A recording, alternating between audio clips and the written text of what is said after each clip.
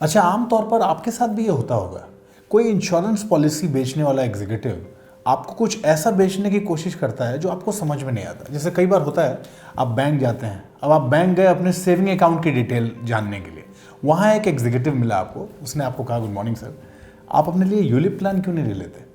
आप पहला सवाल पूछते हैं, भाई ये यूलिप है क्या। उसकी पहली हार्ड हिटिंग लाइन याद कीजिएगा, यही कहता है, सर ये ना एक इन्वेस्टमेंट और इंश्योरेंस का मिक्स प्लान है, और इसमें आपका इन्वेस्टमेंट भी हो जाएगा और आपको इंश्योरेंस कवर भी मिल जाएगा। लेकिन क्या वाकई यूलिप यही है जो आपको बताया जाता है, क्या वो सही है? यही जानने के लिए आकार है हमारे साथ। आकार, जब मैं ये बात कह रहा था तो धारणा क्या है यूलिप को लेकर? यूलिप एक्चुअली जो आपको बताया जाता है वही है या कुछ और है?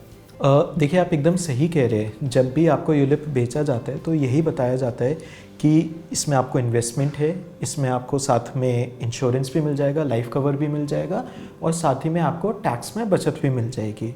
और देखिए, इसमें कोई डिनाइल नहीं है, यूलिप एक्चुअली में यही होता है। ये एक हाइब्रिड प्रोडक्ट होता है, ये आपको तीनों चीज़ें देता है। ये आपको लाइफ इंश्योरेंस, लाइफ कवर भी देता है, आपको मार्केट में निवेश करने का, इक्विटीज़ में इन्वेस्टमेंट के लिए आपका व्हीकल भी बनता है, और साथ ही में आपको जो ओल्ड टैक्स रेजिम है उसके अंदर आपको 80C के सेक्शन के अंदर आपको टैक्स में बचत भी कराता है। ये तो बात रही कि यूलिप है क्या और आपको कहा क्या जाता है, बट सवाल ये उठता है कि क्या ये सही है कि आपको ये लेना चाहिए? क्योंकि जब भी हम एक बीमा की बात करते हैं या लाइफ कवर की बात करते हैं तो उसके पीछे जो ऑब्जेक्टिव होता है वो ये होता है कि हमारी एब्सेंस में जो भी हमारे फाइनेंशियल डिपेंडेंट्स हैं उनको ज़रूरत के हिसाब से, उनकी ज़रूरतों के हिसाब से ठीक अमाउंट में ₹1 मिल जाए। उसके लिए एक जो थंब रूल है वो ये कहा जाता है कि हमारी जो एनुअल इनकम है उसका 10 टाइम्स का लाइफ कवर हो। यानी कि अगर हम 10 लाख साल के कमाते हैं तो लाइफ कवर 1 करोड़ का हो। अब वहीं पे अगर देखा जाए तो आम तौर पे जो भी यूलिप प्लान्स है उनका जो सालाना प्रीमियम होता है वो लाइफ कवर उसके 10 गुना ही प्रोवाइड करते हैं। यानी कि अगर आपको 1 करोड़ का लाइफ कवर चाहिए तो उसका सालाना प्रीमियम 10 लाख होना चाहिए।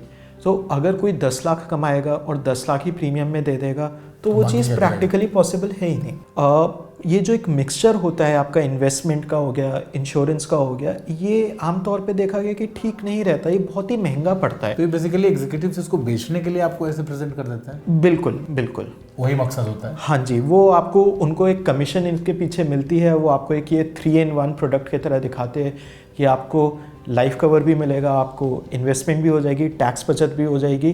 लेकिन अगर वहाँ पे देखा जाए लाइफ कवर मिल तो रहा है, लेकिन क्या वो लाइफ कवर आपकी ज़रूरत के हिसाब से सफिशिएंट है? तो जवाब होता है नहीं। तो फिर उसका फ़ायदा क्या हुआ? तो आकार, अगर यूलिप ना लें, आप कह रहे हैं यूलिप लेना एक घाटे का सौदा होता है, यूलिप ना लें तो फिर करें क्या अपने लिए? देखिए, मैं आपको बताता हूँ, जो भी ये तीनों चीज़ें कहा जाता है, लाइफ कवर लीजिए, इन्वेस्टमेंट करिए मार्केट लिंक्ड इंस्ट्रूमेंट्स में, और टैक्स बचाइए, तीनों ज़रूरी है। बट यूलिप उसका सही तरीका नहीं है। सही तरीका ये है कि जो आपका लाइफ कवर की रिक्वायरमेंट है, इंश्योरेंस की है, उसके लिए आप एक प्योर टर्म प्लान लीजिए, बहुत ही सस्ता पड़ता है। अगर आप एक प्योर टर्म प्लान लेंगे तो आमतौर पे एक 35 साल के पुरुष के लिए, एक हेल्दी मेल के लिए 1 करोड़ का कवर तकरीबन अंदाज़न 15 से 17 हज़ार रुपये के एनुअल प्रीमियम में मिल जाएगा। तो अगर हम इनको मिक्स ना करें, अलग अलग रखें, तो आपके इंश्योरेंस की नीड तो बहुत आसानी से पूरी हो जाती है। रही बात आपकी मार्केट लिंक्ड इंस्ट्रूमेंट्स में, इक्विटी में इन्वेस्ट करने की, उसके लिए हमारे पास और बहुत चीज़ें हैं। म्यूचुअल फंड्स है, आप इक्विटी म्यूचुअल फंड्स करिए, अपना पहले इंश्योरेंस खरीदिए, वो बहुत ज़रूरी है। बाकी के पैसों से अपनी सहूलियत के हिसाब से इक्विटी म्यूचुअल फंड्स में इन्वेस्ट करिए।